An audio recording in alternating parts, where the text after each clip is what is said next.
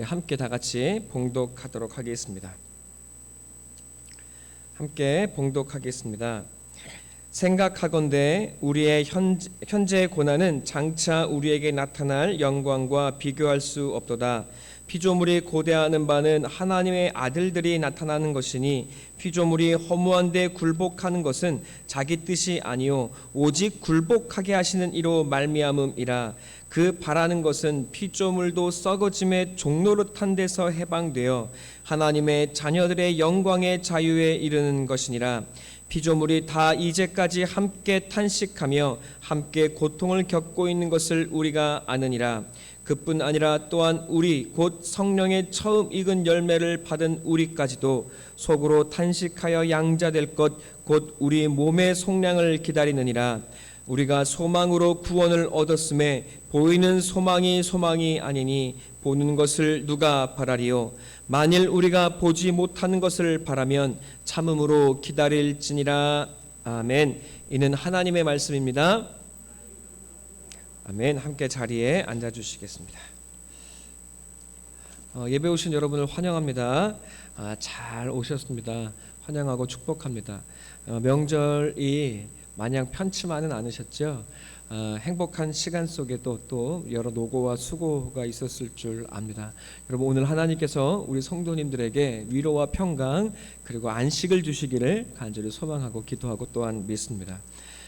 코로나로 사람들의 피로감이 이루 말할 수 없이 쌓여 있습니다.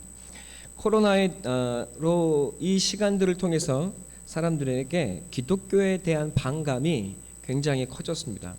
이제 이 코로나 시대 이후에는 기독교의 쇠락의 시대가 될 것이라는 것을 우리 모두는 잘 알고 있습니다. 이제 기독교인으로 그리고 이 땅에서 성도로 살아간다는 것은 무엇인가에 대한 깊은 고민과 성찰이 필요한 시간이 되었습니다. 이도저도 아닌 적당한 기독교인으로는 살아갈 수 없는 현실이 되었다는 말입니다. 내 수준의 적당한 기독교인 그리고 적당한 욕먹지 않는 것이 목표인 것이 아닙니까? 여러분, 이제 그런 시대는 더 이상 우리에게 허락되지가 않을 것입니다. 고난과 종말의 때를 맞아 하나님의 영광을 드러내는 하나님의 빚으신 하늘의 백성이 될 것인가?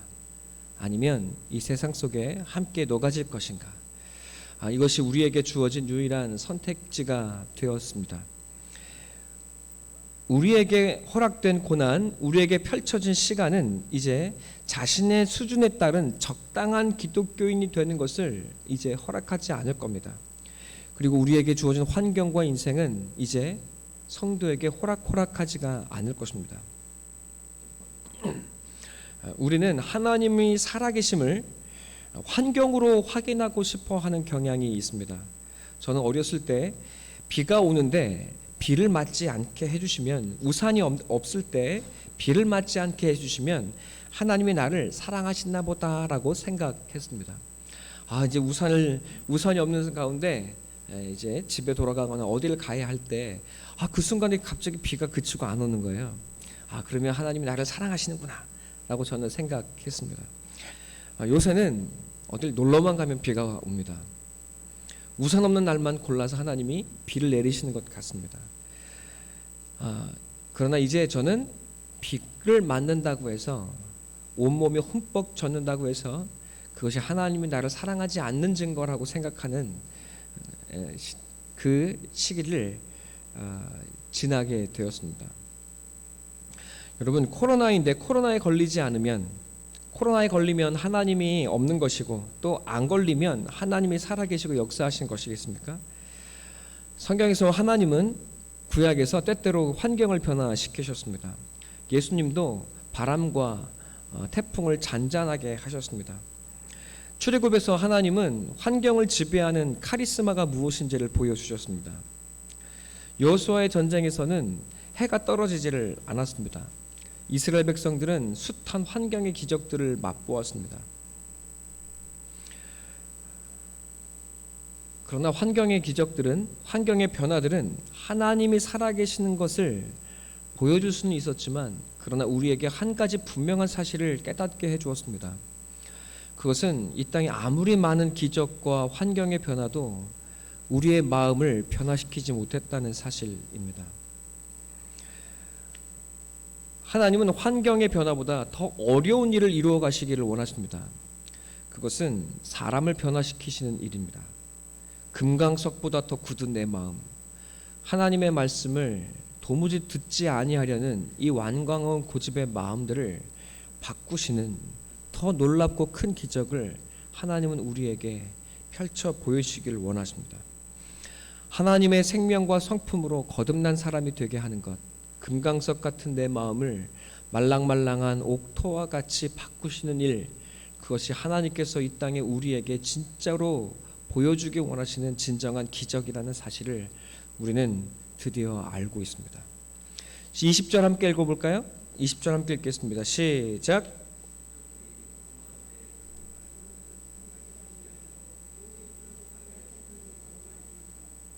아멘. 피조물이 허무한데 굴복한다는 뜻이 무엇일까요? 아담은 이 땅에 참다운 생명과 영원한 하나님을 이 땅에 가져오지 못했습니다. 우리 지난주에 함께 말씀을 나누었던 것을 기억하실 겁니다. 여기서 이 허무한 것이라고 하는 이 마테이오스란 말은 무상함을 뜻합니다. 영원하지 못한 사라지는 것이라는 말입니다. 동시에 이 마테이오스의 어원은 우상을 뜻하는 말이기도 합니다. 행복과 만족을 줄 알았던 이 땅의 모든 것이 무상하며 결국 사라지더라는 말입니다. 그래서 이 땅의 피조 세계는 결국 허물을 맛보게 되어 있더랍니다. 그 결국이 죽음으로 끝나기 때문입니다. 이것이 우리의 삶입니다. 허무합니다. 마음을 쏟았으나 합당한 열매가 없습니다. 열매가 있었어도 손에 쥐어지지 않습니다. 곧 사라지고 말더랍니다. 요새 아파트를 갖지 못해서 많은 부부와 가정들이 파탄을 맞고 불화를 맞고 있습니다. 그러나 아파트를 가져도 그것조차도 결국 사라집니다. 결국 행복하지 못했던 것은 아파트가 없어서가 아니라 감사를 모르는 마음이 있었던 것입니다. 지혜의 왕이었던 솔로몬의 탄식이 우리를 일깨워 줍니다. 헛되고 헛되다고 솔로몬은 말했습니다. 그래도 우리는 포기할 마음이 전혀 없습니다. 가져보고 알겠다고 허무한 노력을 경주합니다. 하늘에서 솔로몬의 탄식 소리가 혹시 들려오지 않으십니까? 귀는 들어도, 목사를 통해서 귀는 들어도 마음으로 들려지지가 않습니다. 그래도 알아도 한번 누려보고 싶다고 우리는 말합니다. 피조의 세상은 허무합니다. 영원한 것이 없습니다. 사랑도 영원하지 못합니다. 연인과 결혼했더니 살아보니 원수입니다. 밖에서 부어지는, 하늘로부터 부어지는 사랑 없이는 우린 사랑할 능력이 없습니다. 지금 내가 하고 있는 것이 최고의 가치가 있고 나를 기쁘게 하고 보람있게 하는 것처럼 보일 때가 많습니다. 그리고 내가 지금 이 마음을 쏟고 있는 이 일이 내게는 너무나 합당해 보입니다. 그러나 그것조차 결국 아무것도 아니었다는 사실을 알게 되는 날이 곧 찾아옵니다. 사람은 흙이니 흙으로 돌아간다고 성경은, 하나님은 우리에게 말씀하십니다. 살기 위해 땀 흘려 일해야 합니다. 그러다 결국 흙으로 돌아갑니다. 땀 흘려 힘들게 일해야 사람은 비로소 삶의 보람과 의미를 찾습니다. 영광의 피라미드를 쌓는 권세가 있어도 여러분, 내 몸이 흙으로 돌아가는 것을 막지 못합니다. 땀 흘려 노력하지 않아도 먹고 살만한 것이 성공이겠습니까? 다 쓰고 죽지 못해서 억울한 인생이 될 뿐입니다. 저는 병원에서 동료 목사님들의 환자를 방문하고 했던 말을 기억합니다. 죽어가면서 목사에게 하는 말이, 목사님, 저는 청담동에 아파트가 2채가 있어요 라고 말하며 죽어가던 30대 선생님이 계셨습니다.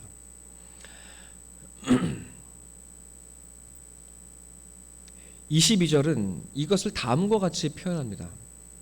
피조물이 썩어짐의 종로를 타고 있는 것이라고 말합니다. 기가 막히게 절묘한 표현이지 않습니까? 허무한데 굴복하는 것, 그것이 바로 다른 한편으로는 썩어짐의 종로로 타는 것이라고 바울은 이야기하고 있는 것입니다. 여기서 썩어짐이라고 하는 푸후도라는 말은 부패와 멸망, 황폐함을 뜻하는 단어입니다. 하나님은 자신의 창조물이 썩음이라고 하는 결국을 맞게 하셨습니다. 여러분 이해가 되십니까? 인생의 과정은 결국 허무고 그리고 그 끝은 죽음입니다. 누구도 이 죽음의 마지막을 피하지를 못합니다.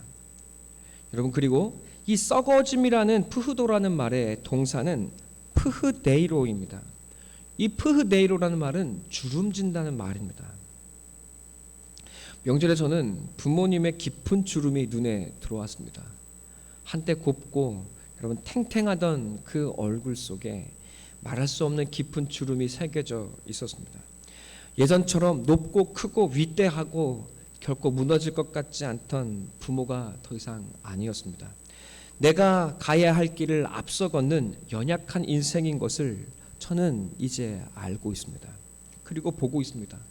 여러분 이토록 슬프고 안쓰러운 것이 우리의 인생입니다.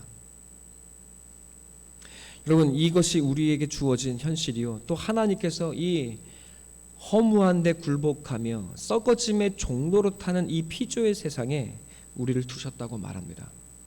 이 현실 앞에 사람들은 허무주의에 빠지기도 합니다. 노세 젊어서 노세, 늙으면 놀지 못한다고 여러분 즐겁게 놀고자 합니다. 남은 시간 자신의 쾌락을 이루려고 여러분 남은 인생을 쥐어짭니다. 자신이 생각하고 바랄 수 있는 최대의 기쁨을 찾습니다. 여러분 더 늙으면 이마저도 못하기 때문입니다. 이런 노력들이 여러분 무의미하다는 것이 아닙니다. 이런 노력들은 사실은 사람을 사람답고 아름답게 합니다. 썩어지는 우리의 인생의 작은 기쁨과 그리고 위로가 됩니다. 여러분 이것이 이 죽어지는 인생에 저항하는 인간의 숙명에 저항하는 우리의 몸짓이고 우리의 인간다움이기 때문에 그렇습니다. 여러분 그러나 결국 죽어질 수밖에 없는 것이 우리 인생이요 허무한 것이 인생이어서 여러분 조금이라도 더 놀기 위해 애를 쓰는 것이 인생의 전부라면 여러분 슬프기 짝이 없는 것 또한 우리의 인생일 것입니다. 여러분 하나님께서 우리를 이런 현실 가운데 두셨다고 말합니다. 이 현실 속에 하나님께서 우리를 두시는 이유가 무엇입니까?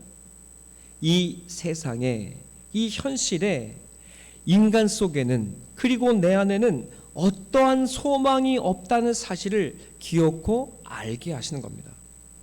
아담 이래로 하나님을 떠난 아담 이래로 그리고 아담을 품은 우리 인생에는 내 안에 어떠한 소망도 없다는 사실 그리고 우리가 노력하는 그 모든 열매는 결국 허무하다는 사실 그리고 우리의 결국은 흙으로 돌아가는 죽음이라는 사실을 하나님 우리에게 맛보게 하신다는 겁니다.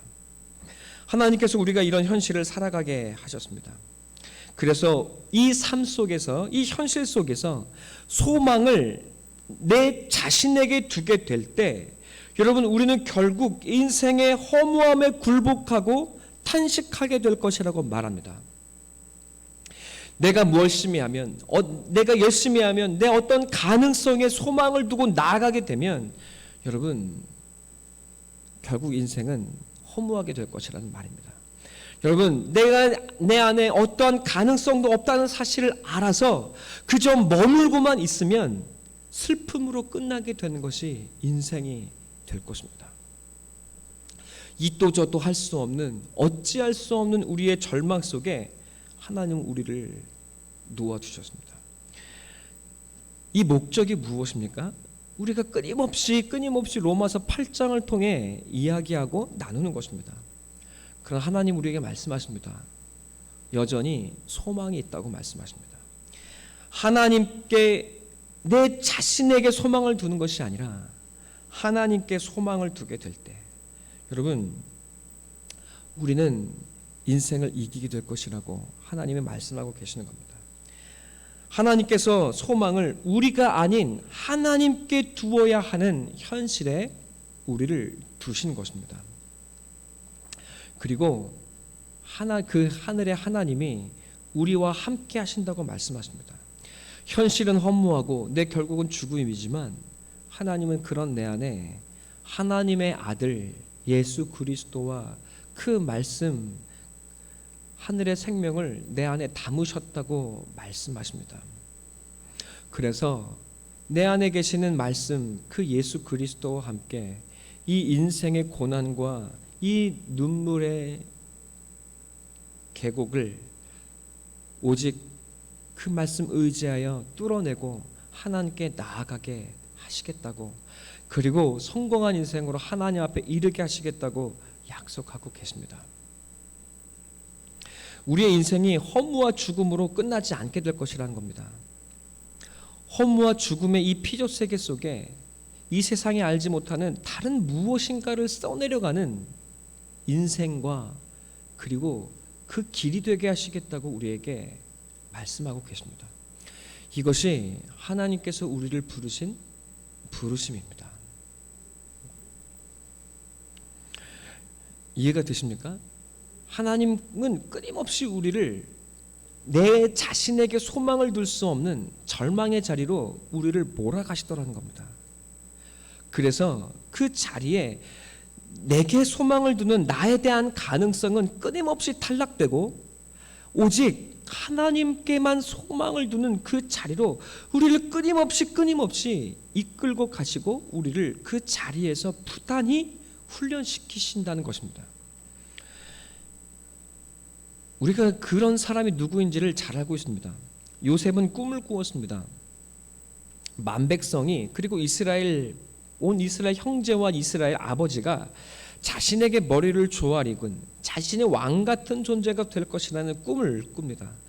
여러분, 철없는 요셉은 이것을 자랑하죠. 형제들에게, 가족에게 내가 이런 꿈을 꾸었노라고, 하나님께서 나를 이렇게 인도하실 거라고 자랑스럽게 말합니다.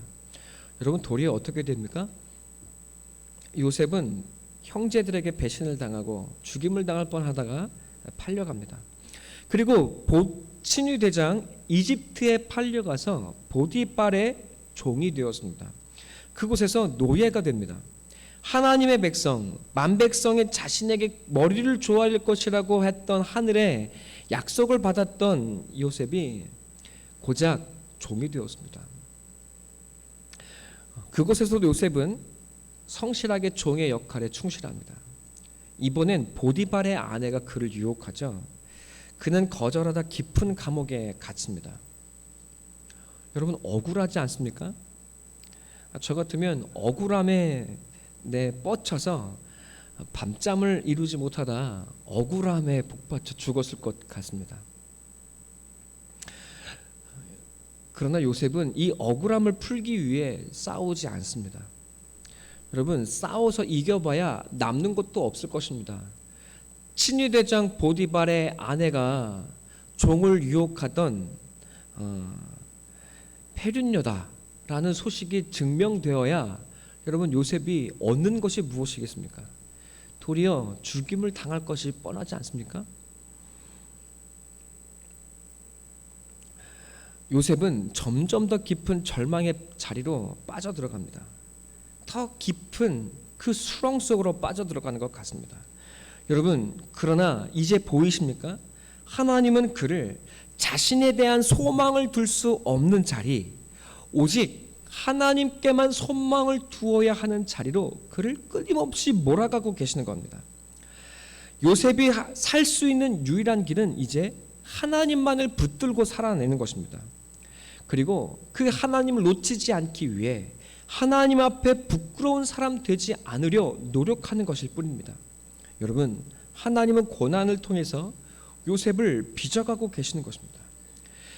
이 고난의 자리에 요셉이 하나님이 나에 대한 가능성을 탈락시키고 오직 하나님께만 소망을 두게 하시는구나 라는 생각을 그 감옥에서 가졌겠습니까? 하나님, 왜 나에게는 이 눈물과 절망밖에 없냐고 하루하루 눈물로 그 세월을 지냈을지도 모를 일입니다. 여러분, 그러나 요셉은 그곳에서 하나님의 사람으로 훈련받습니다.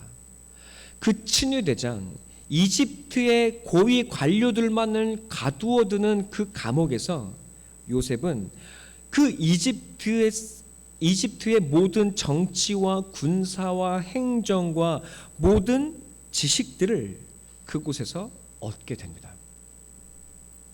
여러분, 하나님은 도리어 그곳에서 그의 안목을 자라게 하시고 그를 성장시키고 계시는 것입니다. 요셉은 그리고 그 속에서 세상을 알 뿐만 아니라 하나님의 뜻을 이해하고 그 마음을 알아가는 자가 되기 시작합니다. 요셉이 자기 스스로에게 소망을 두고 자기 스스로 큰 자가 되고자 했다면 어땠을까요? 그는 형제들에게 군림하려 했을지도 모릅니다. 그리고 형제들을 핍박하고 고작 동네에서 꽤 잘 나가는 사람이 되었을지는 모를 일입니다.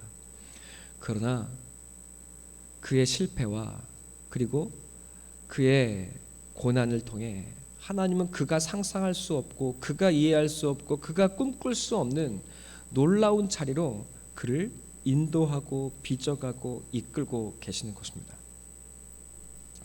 나 스스로가 내 자신의 마음대로 자신의 지혜로 살아갈 수 있는 인생이라면 여러분, 그의 결국과 그의 전부는 그가 상상할 수 있는 것 고작 그것이 전부일 것입니다. 자신의 상상 이상 그 하나님의 기대를 충분히 만족해내는 사람은 될 수 없을 겁니다.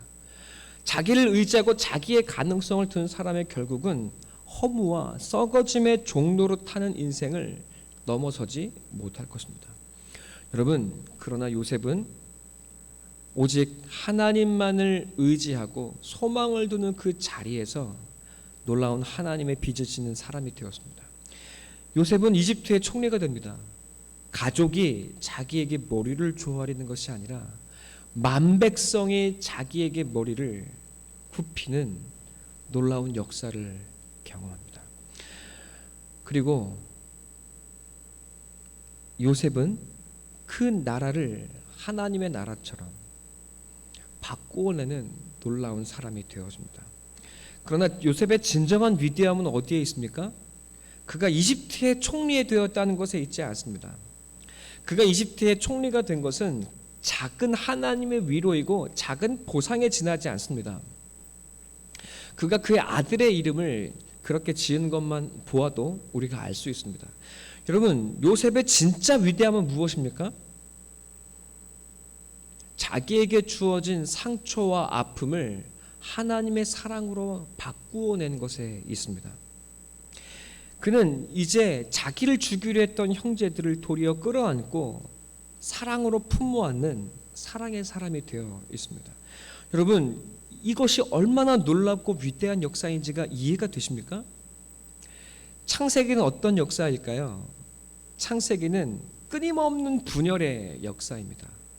하나님의 뜻을 이루지 못했던 아담 이래로 여러분, 인류는 끊임없이 나뉘고 끊임없이 분열하고 끊임없이 죽이고 착취하고 그리고 남을 죽여서 내가 살아가는 분열의 역사를 보여주었습니다. 여러분, 심지어 아브라함과 이삭과 야곱조차도 그 나눔과 분열을 하나로 만들어내기에는 역부족이었습니다. 하나님의 뜻을 알고 하나님의 뜻에 굴복된 인생으로 하나님은 그들을 만들어내셨으나 그러나 인간 사이에 벌어지는 그 아픔과 분열을 하나로 묶어내지는 못했습니다.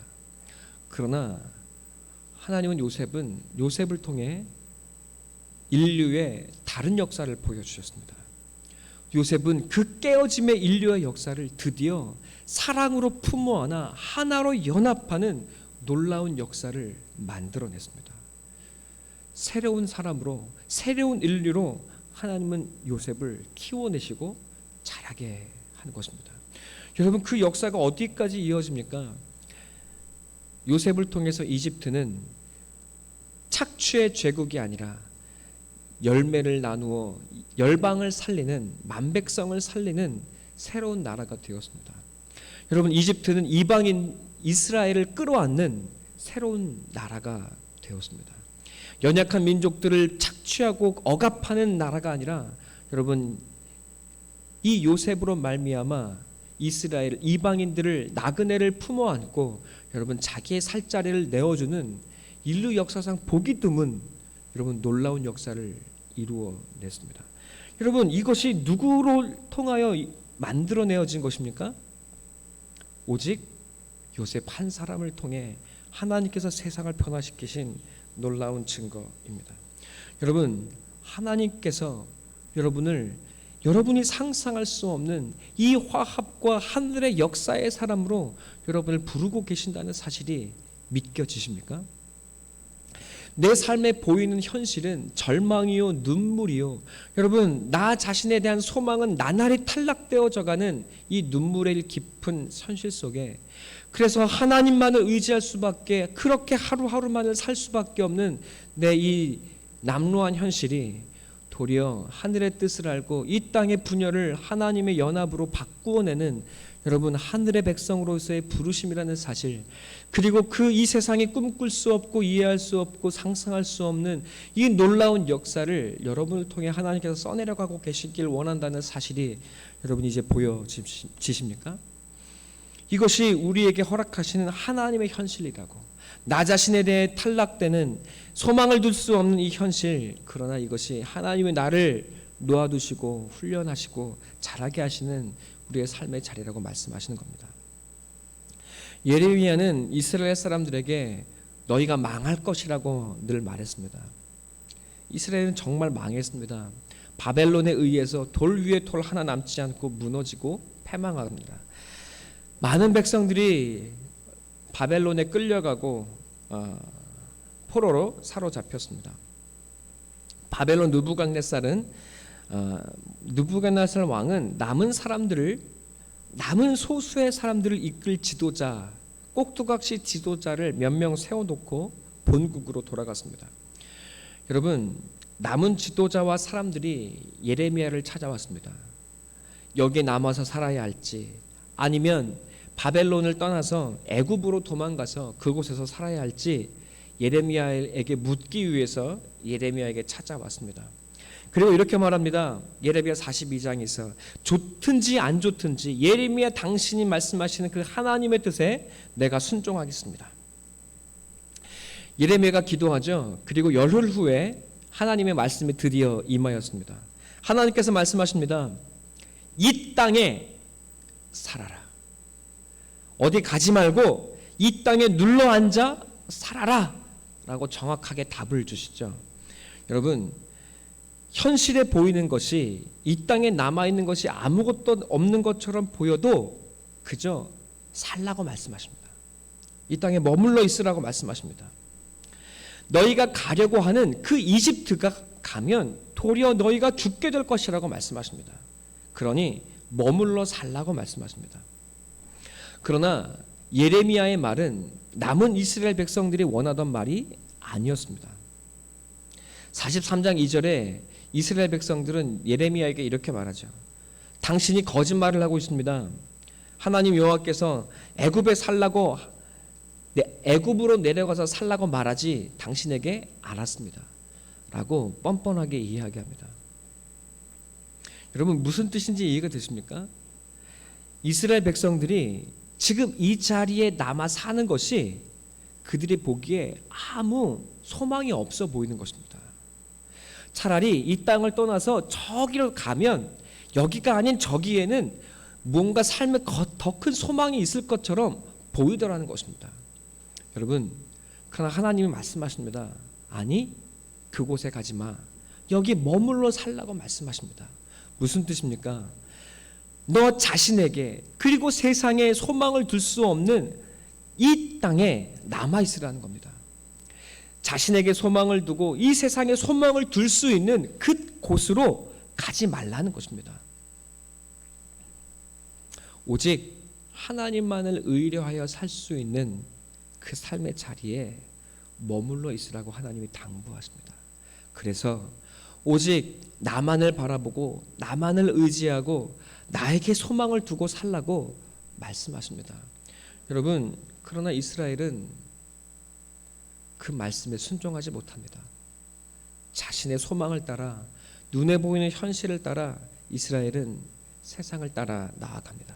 주 안에 사랑하는 성도 여러분, 이해가 되십니까? 어디를 가고 안 가고가 중요한 것이 아닙니다. 도리어 아무것도 소망을 둘 수 없는 그 자리, 나 자신에 대한 소망이 날마다 탈락되는 그 자리가 하나님이 우리를 놓아두신 자리일 수 있습니다. 그래서 그곳에서 오직 하나님만을 의지하고 살아가는 사람이 되게 하십니다. 우리는 이 삶의 결국이 눈에 보여지지 않습니다. 그래서 절망스럽고 그래서 슬플 수 있습니다. 요셉과 같습니다. 보디발의 그 시위 친위대장의 감옥 안에서 요셉은 날마다 울었을지 모릅니다. 여러분, 이것이 우리의 삶의 현실입니다. 나에게 소망을 둘 수 없는 이 삶의 자리, 그러나 이 삶의 자리가 도리어 여러분을 하나님의 말씀을 써내려가고 이 땅에 진짜 소망이 무엇인지를 드러내는 하늘의 사람으로 여러분을 빚어갈 것이라고 하나님이 약속하십니다. 여러분, 바울이 이것을 무엇이라고 이야기합니까? 고린도 후서 1장에 정확하게 이렇게 표현합니다. 다 같이 함께 읽겠습니다. 고린도 후서 1장 8절로 9절 함께 보겠습니다. 자, 함께 다 같이 읽겠습니다. 함께 읽겠습니다. 시작. 형제들아, 우리가 아시아에서 당한 환난을 너희가 모르기를 원하지 아니하노니 힘에 겹도록 심한 고난을 당하여 살 소망까지 끊어지고 우리는 우리 자신이 사형 선고를 받은 줄 알았으니 이는 우리로 자기를 의지하지 말고 오직 죽은 자를 다시 살리시는 하나님만 의지하게 하심이라. 아멘. 주 안에 사랑하는 성도 여러분, 코로나가 우리를 모두 죽일 것 같습니다. 교회가 이 땅에 사라질 것 같습니다. 그리고 여러분의 우리의 삶은 이 코로나의 현실과 그리고 도무지 보이지 않는 내일 속에 우리는 우울하고 또 내일이 보이지 않아서 마음이 절망에 빠질 수 있습니다. 여러분, 그러나 주님이 우리에게 말씀하십니다.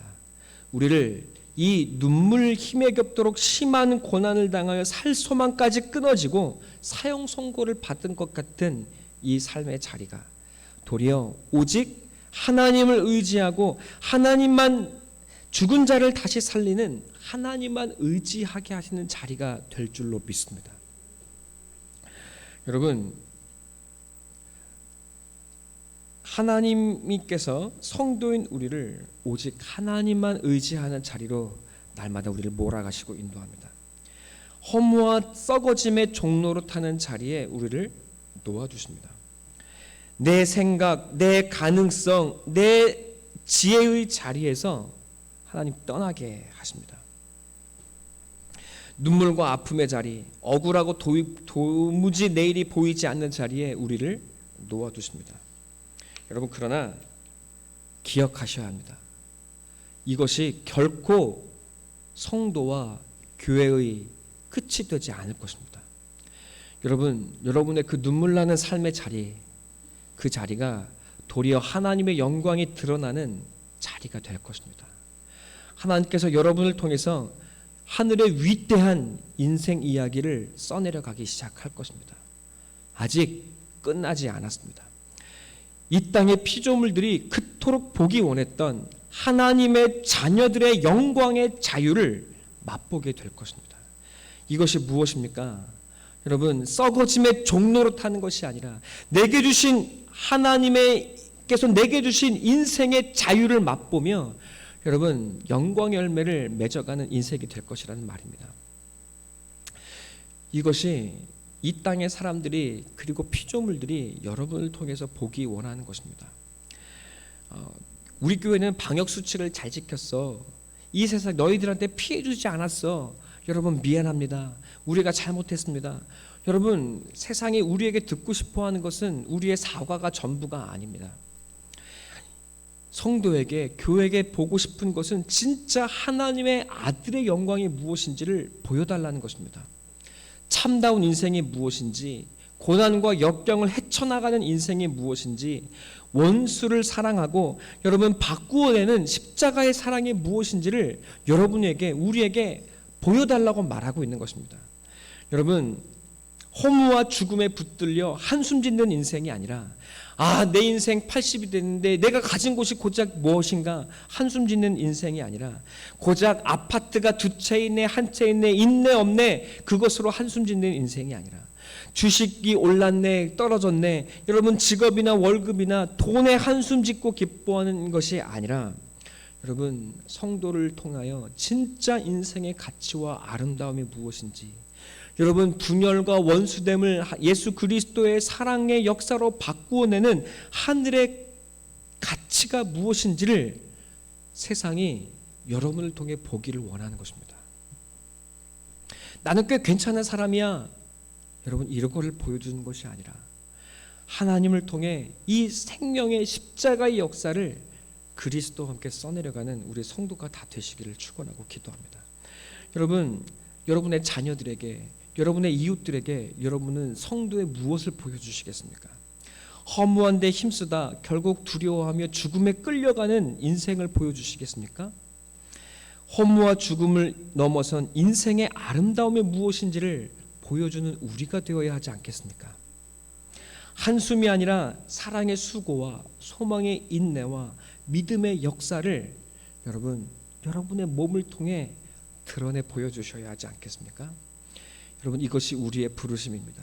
하나님께서 우리를 향한 뜻입니다. 마음에 들지 않는 환경이 우리에게 주어졌다고 이제 우리 한숨 짓지 마십시다.